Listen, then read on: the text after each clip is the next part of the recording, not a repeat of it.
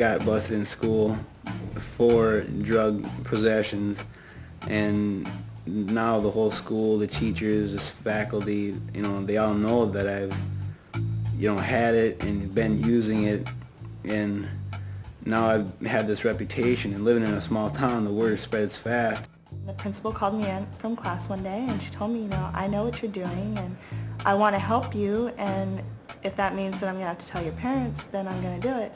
And she told me, I'll give you a couple of days if you want to tell them yourself. And I didn't want to do it myself. I was very scared. I didn't want to get in trouble. I didn't want my parents to think down on me, that I was a bad person. So I just waited it out, and my principal called my mom one day and told her I was involved with drugs, and my mom just couldn't believe it. She was blown away. I really think it ought to be legal. I mean, I'm not hurt by it.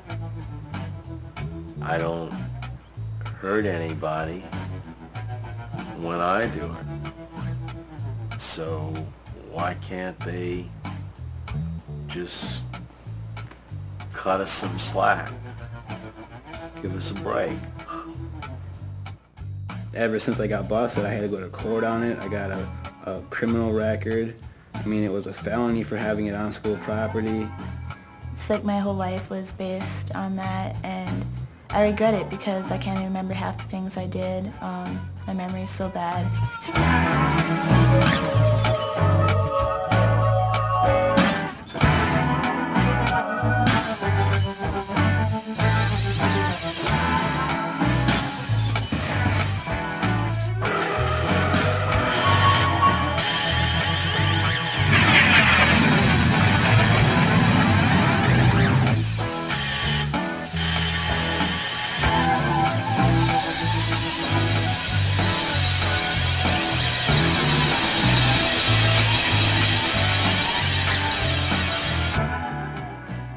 When you first started getting high, why did you get high? I don't know. Something to do at the time. Why? Curiosity, probably. Why? Probably curiosity. Why? Friends were annoying and I had nothing else doing it. It's like I denied them like 10 times before that. What do you like about it? Getting the high from it. Curiosity, but I loved everything about it from the first time I took a hit. Everything about it. Yeah. You just There's a love it. ritual that goes with that. Oh, yeah. Sacred. The effect. I always explain to the kids that I'm working with that this is the hardest work you will ever do, but it is the most worthwhile and rewarding work that you'll ever do, because the gifts and the rewards that you receive as a result of doing that work will be with you for the rest of your life. Growing up is something that you must do, unless you are Peter Pan. And I think that that's probably why you could say that, pot is the Peter Pan drug. It helps you to get mellow. It's really spiritual. It's not really addictive. And it's a lot better to smoke dope than it is to drink. People don't think that marijuana is physically addicting, but it is. The reason that you don't get the withdrawal symptoms is because it is slowly leached out of your body. And I think some of these, these studies, I think it's like a little bit of propaganda. It's like, who was it? Hitler, like the big lie. And I think there are a lot of big lies about marijuana. If you start smoking pot at age 12, and that's pretty close to the average age where kids start smoking, you get stuck emotionally at 12 years old. So it's 5 years later, you're 17 years old, you're still emotionally behaving as though you were 12. I was so sad. And yeah, and it takes time to roll joints. You don't want to waste that time. It's more important to get high than it is to roll joints, although that's pretty spiritual. I mean, that becomes like a pastime. Seriously, you don't want to talk to friends, so you sit there and roll joints all night. You guys are scaring me now. No, but you know when people like have something and they look at it, bring back a memory. I mean, there's so many stories a pipe could tell you. Sounds like we're having a little euphoric recall here. Huh? I don't know. Well, I ain't mad at you. I just, that's just what it sounds like. No, it's just, I don't know. Drugs was always like the first thing on my mind right away. Woke up, where's my drugs right now? I mean, I didn't even get out of bed yet, and I'm smoking myself some weed right now. It was the cigarette, and then it was the weed, and then it was the speed, and the acid, and the coke, and then it was just like, it was everything, and then it was just like, and it was all from just like, I think just that one point, over at the library, behind the library where we used to all hang out. That's where I think it all began. Yeah, I started out with marijuana, yeah. And like everyone says, it's true. It is a gateway drug. I know it is. It's not enough anymore after a while. The high isn't enough anymore. And you gradually move on to different things. My favorite was the hallucinogenics, acid and shrooms, and they're great. They were a great way to escape reality, to get away from all your problems. I loved it. But it does mess you up a lot. It takes you away from a lot of things, but it's hard to get away from. It just leads to other problems, and it'll cause you nothing but pain and agony and money, and you'll lose friends, you'll lose family, you could even lose your own life. I do consider pot a gateway drug, just because if I know that if I hadn't have done pot to experiment with in the first place, I probably wouldn't have even have been introduced to the people and the whole crowd scene of the drug users. And really, that's probably what drew me in the most, was just how much fun they were and how exciting the whole just scene was of doing drugs and just partying and having fun. It's like everybody has a really good time, and it's I think it's a great thing for a party. Really gets a lot of harmony going.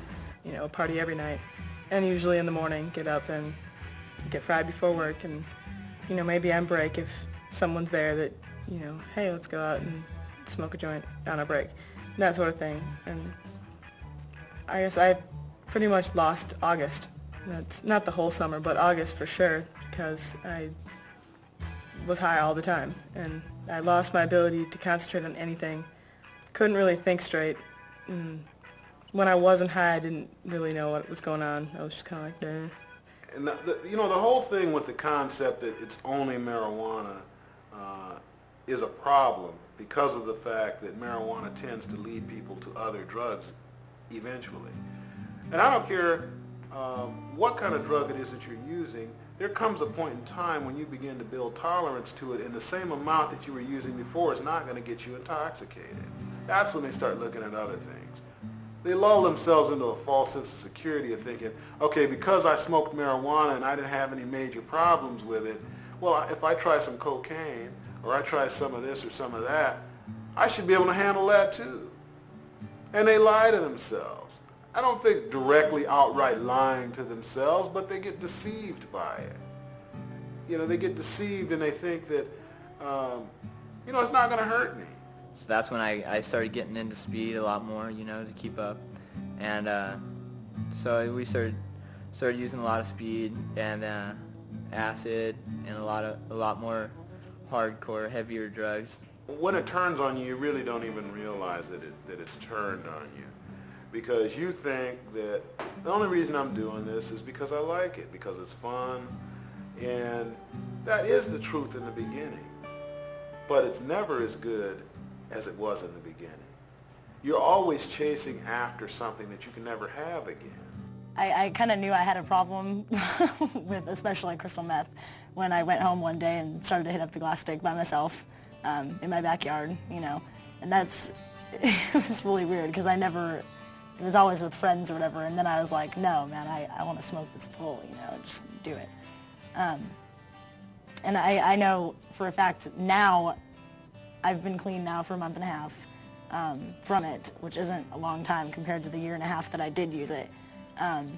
In that time period, I lost a lot of weight, probably close to like 50 pounds within just a period of like 5 months. Cheeks definitely were starting to sink in. None of my friends wanted to be around with me, except the people that I did tweak with or whatever. Everyone else was just like, oh, you're a low-life loser, don't have a life, you don't care about anything but going home and cutting up a rail and doing it. Well, let me ask you this then. What do you think, looking at the continuum, that it only gets worse? What do you think is going to happen if you continue to use? What are some of the things that might happen? I don't know. When I was using everything that I had, that I cared about, everything that meant something to me, I lost. Like everything. At one point in my life, when I left home in February, I lost everything. Like what? My family, my school. I was losing my boyfriend, my friends, my life. I lost everything in the world that meant something to me. I didn't even have self-respect anymore. I didn't care where I was going or where I was headed. I thought my life was just gonna lead its own way down the path, and it was scary. I didn't know where I was gonna go. Then when I got on speed, I don't know, some people, like close friends, they would say, you're changing or whatever. I'd snap like here and there, be rude once in a while. And then gradually after a while, like my body, I was actually tired out from being so hyped up all the time. You could actually see my eyes were droopy and I was real pale. And a lot of my friends noticed that, and it just wasn't cool to my friends, and I was real snappy at them. Like my attitude was totally negative. I started doing bad in school. I didn't really care about anything anymore. And how many times have you heard a kid say, I don't care. I didn't care. I didn't care what happened, so I just went and did it because I just didn't care anymore. That goes along with amotivational syndrome. They give up the motivation to excel at anything. It goes along with the altered brain chemistry, where memory and everything else is affected. It goes along with the emotional numbness that comes from using the chemical. It pushes those emotions down. You don't have to deal with it. You can just have a flat affect and not have to deal with the world. Me and my little brother built a fort and stuff, and I stayed up there and just smoked weed, smoked it up, and just did as much as possible and just see how high I could get and see how I could stimulate my mind. And all it did is kept making me even slower. My mind is just, I don't know, just like a little bit crisp, and I don't like it at all. I wish I could I wish I never would have even started, because the more I kept using it doesn't like happen like right away. It happens after a while of getting high and stuff. Anyone trying to learn any type of new information should not be smoking marijuana. For one reason, because of the fact that it is fat soluble, goes directly to the brain, and it affects short-term memory. Short-term memory is how we learn. You can't learn any new information unless it's encoded in short-term memory first, and then it's transferred to long-term memory. If you impair the ability of your short-term memory, you directly affect your ability to learn new information. Somebody who's 80 forgets a lot. Somebody who's 20 probably remembers more. If you're in between, you're somewhere in the middle. That's exactly it. How about you, Elijah? 4/14. That's the date? That's the day was my last time using. And why did you do it that time? To say goodbye. To say goodbye to it? Really? Okay. All right. Anything else you want to say about that? It's not a trick question. Okay, I'm going to suggest something to all of you, and I think it dawned on some of you, and some of you probably really recognize this. Why you got high the first time is very different from why you got high the last time. Very different. You got high the first time maybe because of peer pressure, because it felt good, because whatever. Curiosity. But the last time you got high because you're an addict. You got high because you're addicted to it. You got high because It's a thing to do. you're chemically dependent. That's right. That's why. That's why. That's why we get high. That's what chemically dependent people do. I stole money from my brother and my parents. Sold CDs and stuff, had around the house so I could buy drugs.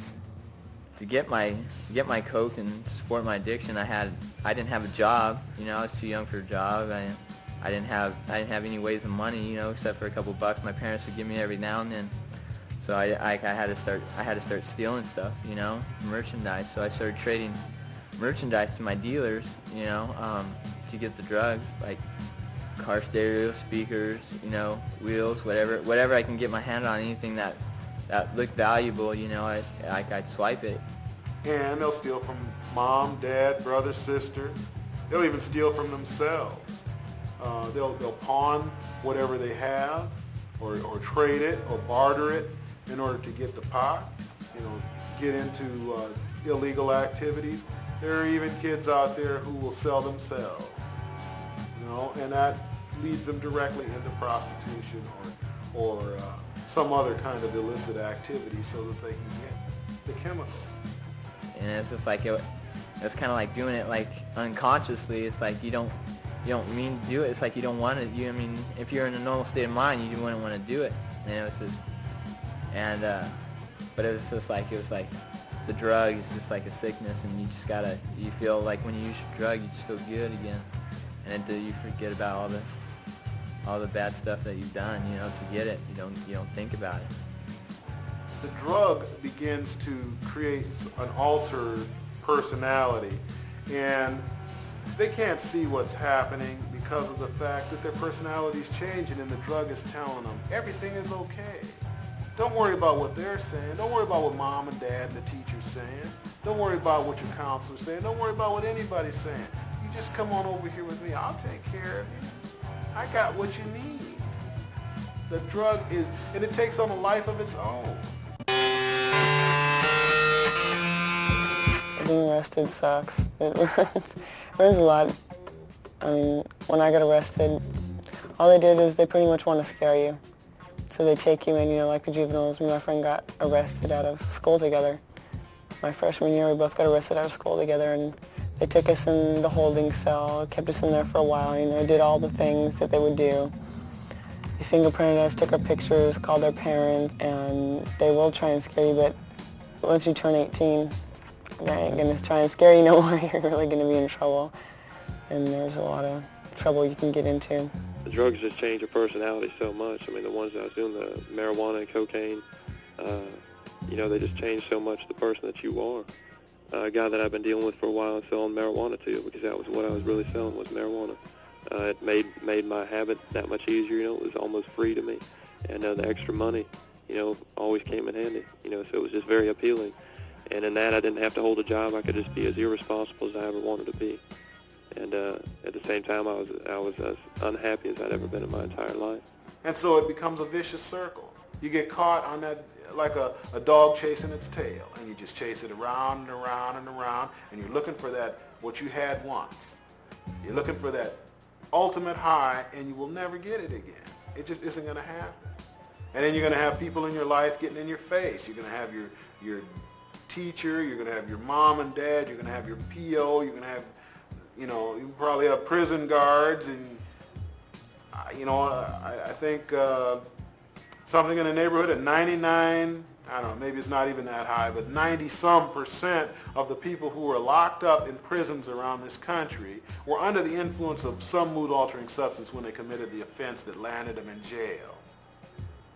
And I was to purchase 10 pounds of marijuana. If I remember right, I'd smoked some earlier in the day. And she said, well, you ready? And I said, okay. She popped her trunk, and before I could even see what was in the trunk, there was two guys jumps out from behind a dumpster right there and charged at me. I was getting beat in the legs and in the back. I felt a sharp pain in my right leg. So I grabbed the gun, clicked the safety off, and the first opportunity I had when the beating stopped for a second, I turned around. The first person that I saw, I fired in that direction, one shot. And with one shot, I forever changed my life and forever took another. So you hit the girl? Yes, ma'am. Had I kept going another 2 months or even another week, I never know. I could have very well been dead. And that's a scary thought for me to think about sometimes. I've had friends overdose on drugs. A month before I came out here, I had a friend overdose on Glade air freshener, and he ended up dying. I went to his funeral, and like my whole view on it was just the fact that it was his own fault, though. Because I saw how strung out I was and how spun I was, just the way I was looking. And I wasn't really happy with myself because my facial appearance wasn't the way I used to be, always happy. I looked real sad and real down. And that I guess I was around the time where I had realized that I had to do something about it, but it was just too hard to stop this cold like that. I had to have help. You ended up losing your job over it. Yeah. You ended up being placed out of the home. You ended up losing time from school. And in a very short period of time. So I want to ask you, what do you think? If this continues, what do you suppose is going to happen? Probably a juvenile detention home or stick Well, let's look 5 years down the road. What do you think is going to happen then? Probably end up in the penitentiary or somewhere. Exactly. You can count on it. You can count on going to prison or going to the county jail or ending up in further treatment, numerous detoxes. Either that or you're going to end up crazy or dead if you continue. I think being clean has just allowed me to really focus on who I am and not who, me on drugs is. And so that's one good thing. Plus, having my parents know that I'm not using and to trust that is good, in every sense of the word. I don't want to live around a lie, and that's, I think, a huge part of the drug world is just this lie, and it's all secretive, and, what are you doing? Oh, nothing. Why are your eyes red? I'm tired. You just have to lie about anything and everything. And if not lying, then you're being secretive. And it just doesn't feel right, to be sneaking around about everything, and so I don't have to do that anymore. I like that. I see too many things happening to people. I have friends on football teams that tried marijuana and then moved on to things like speed, acid, and dangerous kind of drugs. But then their life just kind of went down to me, got skinny and all kind of, and I'm just not trying to go that route. So, I don't mess with those drugs. That's about it. Now that I've quit smoking marijuana, I have so much more to look forward to. And working or, now I have a car and my parents trust me. And that's the most valuable thing to me right now is that I can go out with my friends and be home at midnight or whenever my curfew is. And my parents don't worry about what I'm doing because they know that I have completely quit doing everything. If you give a person enough information, they will make the right decision.